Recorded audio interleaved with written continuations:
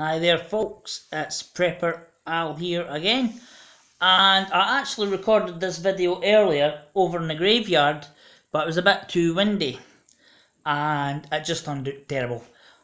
What am I doing in the graveyard? No, I'm not a weird wee Scotch guy.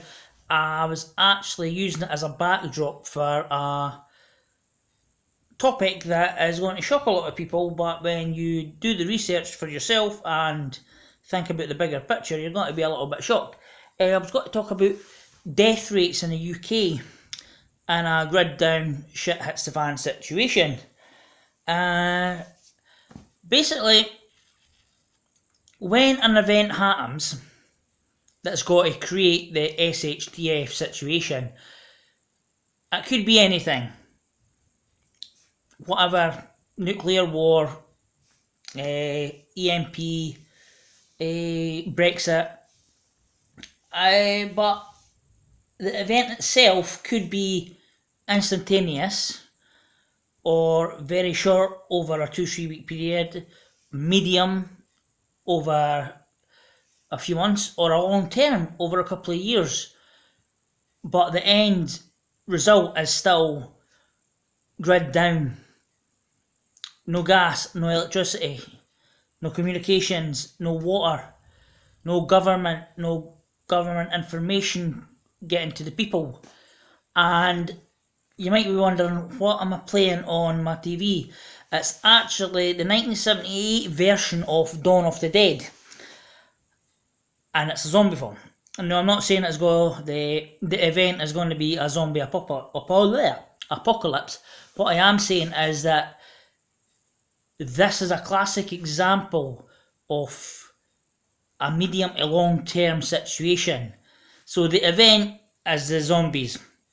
It's been going on for months, if not years, and this introductory scene is a great example of just how where society, civilization, government, law and order, organisation, information is just on the precipice of collapse.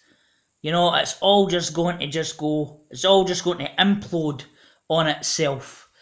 And the chaos, the anxiety, the stress, the confusion, that could be happening in a grid down situation, whether it happens straight away or over a period of time. I'll just keep it playing. It's actually a good film. It's the atmosphere that the first 15-20 minutes provides is quite sinister, stressful and anxious. And you imagine yourself in a situation, not a zombie apocalypse, I'm just saying in a situation where what the shit is going on? Who's in charge? Who's making decisions? Which information is reliable? What should I do? Who should I listen to? So anyway, but what I was want to talk about is that any situation like that, immediate, medium or long term, death rates are going to increase. They're going to increase because resources will be getting diverted or resources will just be cut off at the head. And I want to use two control groups here in the UK. People with type 1 and type 2 diabetic, or should I say type 1 and type 2 diabetes, and people with heart disease, anybody with a heart condition.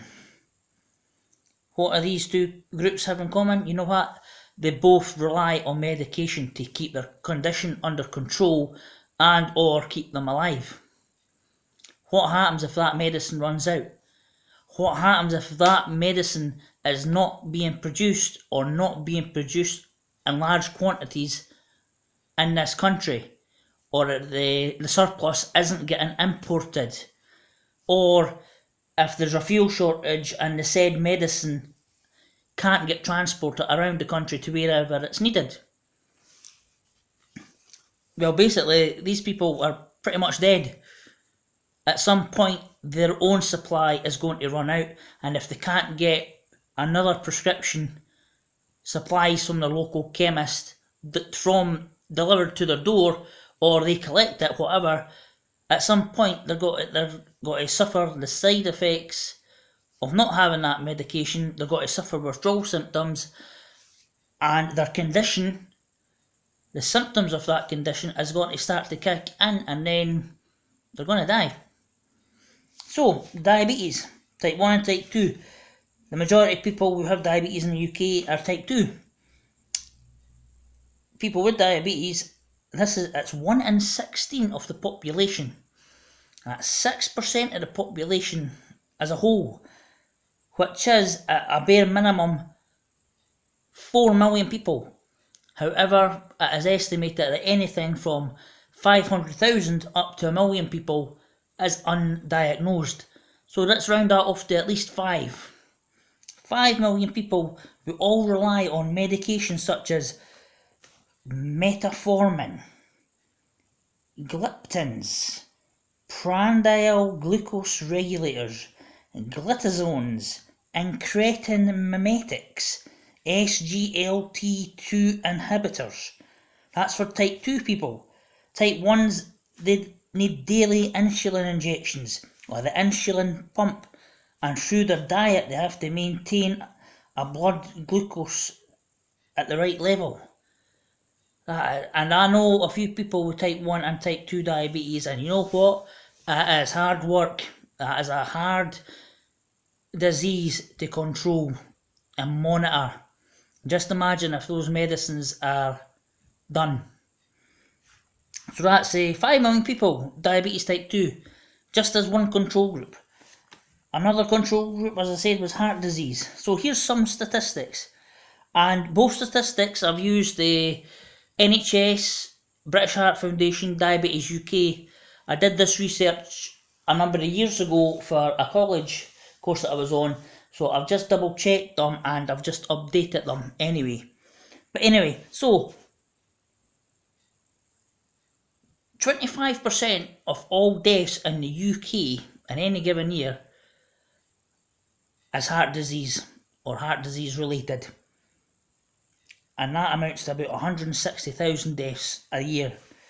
Right at this moment in time, there are 7 million people in the UK who have heart disease. They're on medication. There's just under 1 million people in the UK alive but who have survived a heart attack. Now they will definitely be on medication, a strict diet and moderate exercise. They won't be able to do anything really strenuous ever again in their life. And there is, this is quite a wee bit contradictory in terms, there's 500,000 people living with heart failure. So their heart has actually failed and it's being propped up with medication and or machines at home, in a clinic or at hospital or a hospice, whatever. And another figure for you is 30,000 people a year have out of hospital heart attacks. So that's heart attacks at home, in the street, wherever. 30,000 a year, and less than 1 in 10 survive that. So 10% is 3,000, less than 3,000 people out of 30,000 people survive having a random heart attack. And the time they get the paramedics on the same time, the paramedics get them to the hospital and they get treated, they're done. So just imagine when the grid hits the fan, or the shit hits the fan, and the grid's down, and the medicines are drying up, or not getting produced, or they're not getting produced fast enough. These people are all dead, and I'm sorry, that's horrible to say. I'll give them a month at the most. Anything from a few days, but then a month at the most, and that is being very, very generous. So there's almost, about 8.5 million people with heart disease. Add on another 5 million people with diabetes, type 1 and 2. That's 13.5 million people who are dependent on medication to live. That's 20% of the UK population. In a few days or a month at the most, 20% of the UK population could be dead because they've not got the medication that they need to live. That is insane. There's 65 million people in the UK, 10% of that is 6.5. 6.5 million. times 2, here's my 13 million, you know what, and give the 500,000 potential on the diabetic front, there's your 13.5 million people. That's not including people with cancer, epilepsy, HIV, AIDS, mental health, COPD, lung conditions, lung disease. It doesn't include natural deaths. It doesn't include the day-to-day accidents. It doesn't include anybody who has an accident or needs to go to the hospital for treatment. What if that hospital's not there anymore because it's been overrun, or it's just the staff aren't there, they've not got the resources, the medicines? Just imagine how many people could seriously die in a short period of time in this country. I could say anything up to 50% of the population could die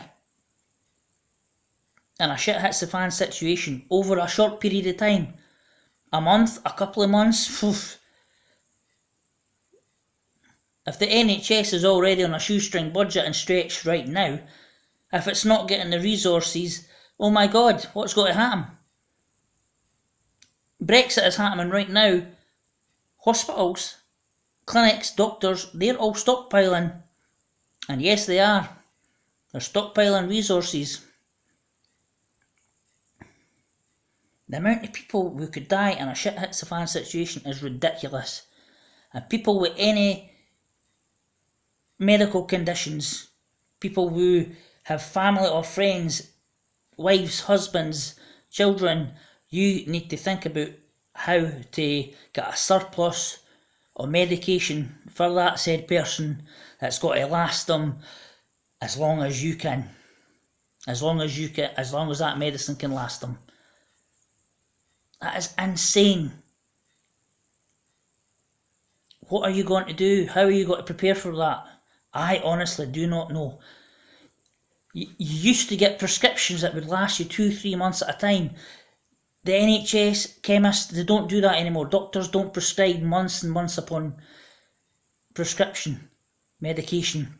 You have to get it week to week, a fortnight at the most.